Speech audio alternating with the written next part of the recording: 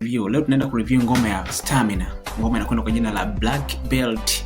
Lakini katika ngoma hii tunafanya review Black Belt Part 2 ambayo ndani yake kuna wasanii wanne. Yeye mwenyewe Stamina, akiwepo Roma, akiwepo Calligraphic John pamoja na G Warawara au Jinako. Ingoma kiufupi haina ujumbe wa kutisha sana kama unavyojua kwamba muziki wa hip hop ndani yake kuna vitu vingi. Wanasema kwamba muziki usipokuelimisha na kuburudisha. Sasa ukizungumzia katika hii ngoma, maudhui na fani zilizotumika ndani zinaweza kufanya uweze kuenjoy kuliko ile message ambayo inapatikana ndani ya ngoma. Utanielewa? Maana yake ni kwamba katika hii ngoma asilimia kubwa ni majigambo. Majigambo ndio waloteki press kwa nafasi kubwa sana.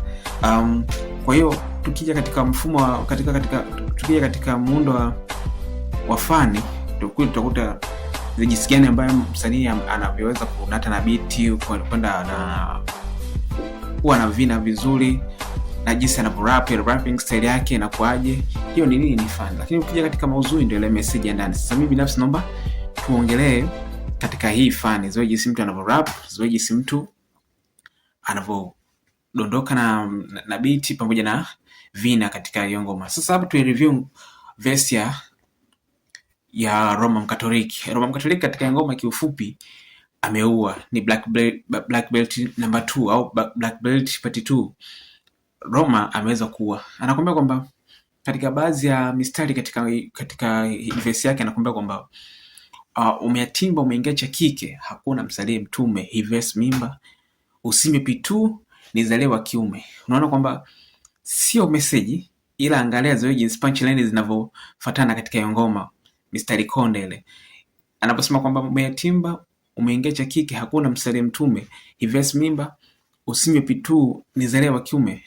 Lengo lake sio kwamba labda kuna mtu anamlenga zaidi, ila sema ni yale majigambo kwamba yeye ni mtu wa design gani, kwamba ukiingia kwake kichwa kitu gani kitakukuta.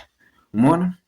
Pia anakuambia kwamba kwenye mistari yake kuna sema anakuambia kwamba umekosea masharti hii ya kunywa wewe umeoga. Yaani kwamba anachomaanisha kwamba unapokwenda labda kwa mganga anapokupa dawa anakuambia kwa hii nenda kanywe. Sasa zaidi sana anapokupa maelekezo yale wewe unaenda unabadilisha, badala ya kunywa unaoga. Lakini pia yote sio kwamba anamaanisha kwamba umeenda kwa mganga. Yaani yeye anajizungumza yeye kwa ukienda na kwa sana umeatimba kwamba umepewa ulichokitarajia sio kile. Wewe umepewa maelekezo fulani, mwisho siku ukaenda ukabadilisha.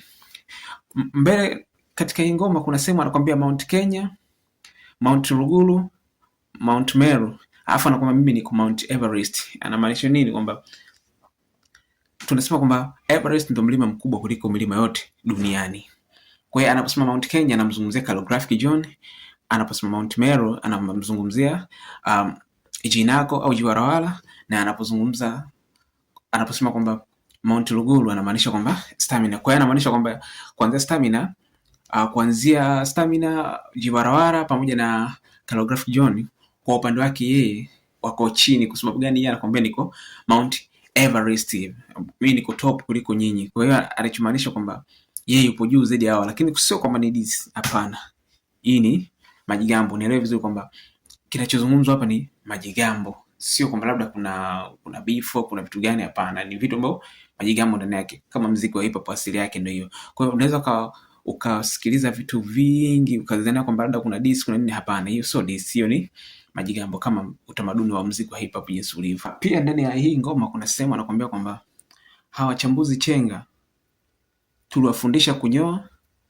akaacha dash. Alafu mbele anakuambia kwamba leo ana akili mnembe, wana akili mnembe, kwa hiyo wanajifanya wanaweza kungoa maviews. Anachomaanisha kwamba kuna watu ambao ni wadogo, yani wamewafundisha wao ujanja katika angle tofauti, lakini mwisho siku wakajiona wao wakubwa, au walivyokuja kufikia ukubwa wakaanza kuwadharau wale waliopita au wale makaka zao. Ndio anakuambia kwamba wachambuzi ni chenga, tuliwafundisha kunyoa, alafu leo wana akili mnembe, wanajifanya wanaweza kungoa maviews katika tunapozungumzia maviews tunazungumzia katika zile digital platform, kwa mfano YouTube na sehemu zingine. Kuna watu ambao wanakuwa na uwezo kwenda kung'oa zile viewers na kuzipeleka sehemu nyingine. Hii yote inategemea na development of technology. Kwa hiyo mtu anakuwa advance katika teknolojia na anakuwa na uwezo hadi wa kufanya vitu kama hivyo. Pia Roma anaendelea kusema kwamba yani mwalea marapa juzi nikawafuta kamasi, leo hii wanajikuta wakubwa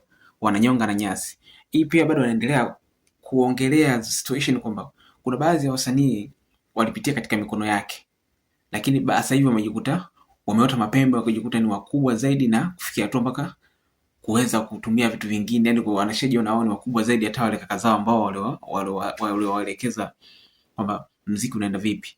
Kwa hiyo wasifu wanajikuta tayari na wao wapo katika situation fulani kwamba tunajua kila kitu. Hawakumbuki kwamba walikopita walipitia katika mikono ya kina nani. Mwisho wa siku sasa hivi washakuwa watu wazima, wanaanza kuleta dharau.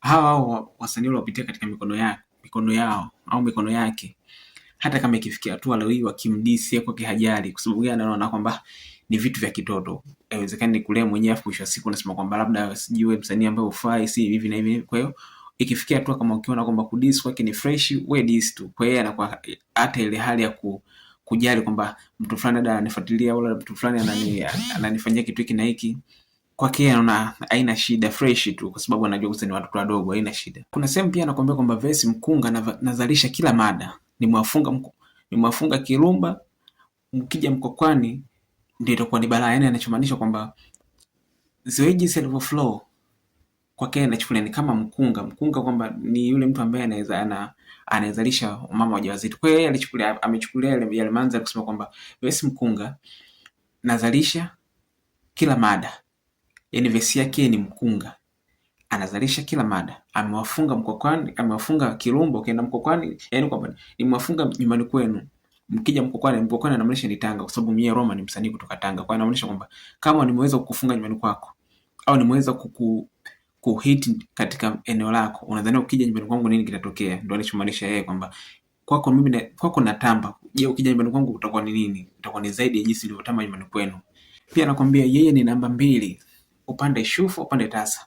Kwa hiyo anamaanisha kwamba yani yupo katika sehemu tofauti tofauti. Ukija kumzungumzia katika labda katika mpe mada ya siasa anaweza kaimba, ukimpa mada ambayo inahusika na masuala labda ya kijamii anaweza kafanya, ukimpa masuala ya mapenzi anaweza kafanya. Kwa hiyo yeye ni namba ambayo ipo huku na huku, kama unavyoona namba 2 huku ipo, ukimpeleka huku ipo, ukipeleka huku. Demu wako Chizi Bruto wanapiga kwa free, unamweka DP, wenzako wanamweka deep kwenye P. Yani anamaanisha kwamba demu wako Chizi Bruto ndiko anachomaanisha ni kama ni mwanamke ambaye hajatulia, ambaye wewe unakuwa hujui kama labda mwanamke wako ni hakutulia, ni mtu ambaye anakuwa na wanaume wengi. Kwa hiyo mwenyewe unaona kwamba umepata, unaenda katika profile picture zako unamweka nini, kumbe wauni wenzako wanamweka D kwenye P, wanamweka. Ukisema kwamba wanaweka D kwenye P, maana yake kwamba kwenye DP ukitoa ile P ukiweka D inamaanisha kwamba itakuwa ni double D, yani DD. Kwa hiyo it means kwamba unaona kwamba ni mwanamke ambaye ni yuko fresh, kumbe wenzako wanamdd. Kwa sababu kwamba wanamdd it means kwamba tunajua kama scandal ilikuwa ina face PDD kwamba alikopo ni msanii wa design gani, kwa anafanyia watu kitu gani. Kwa hiyo unaona kwamba demu wako ni mtu wa maana sana, kumbe kuna watu wenzako wanamdidi. Nadhani hapo nitakuwa nimeeleweka. Hii ni Vest review katika ngoma ya Stamina, akiwa amemshirikisha Calligraphic John, Jinako pamoja na Roma Mkatoliki.